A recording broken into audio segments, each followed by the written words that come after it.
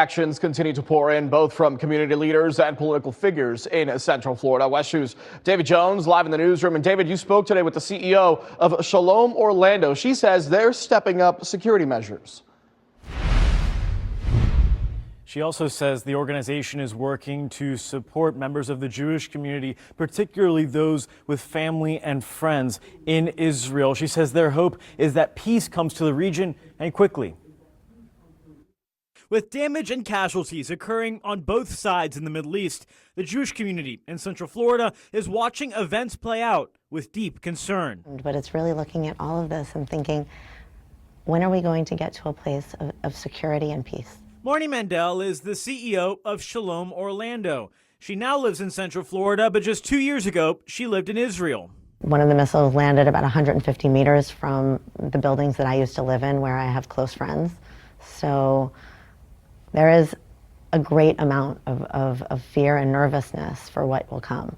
At the moment, Shalom Orlando is stepping up security before the Purim holiday and working to support community members by listening and standing in solidarity. If you look at the Jewish community, so many people have family and friends, children who decided to move there.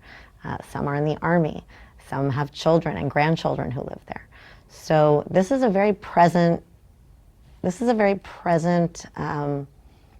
conflict at the moment. Meanwhile, Central Florida politicians are speaking out about the conflict. It's about allowing the Iranian people to take fate into their own hands and lead to a free and fair election that guarantees the sovereignty that Iran deserves. I mean, I have family in Iran still, and so obviously some of my first reactions as well was just, how is my family? State Representative Anna Eskamani is the first Iranian American elected to public office in Florida. She says her family in Iran thirsts for freedom. So just kind of being on edge to obviously want to see a free Iran, but also realizing that that pathway, as the Trump administration is currently leading, can lead and already has led to innocent people being killed.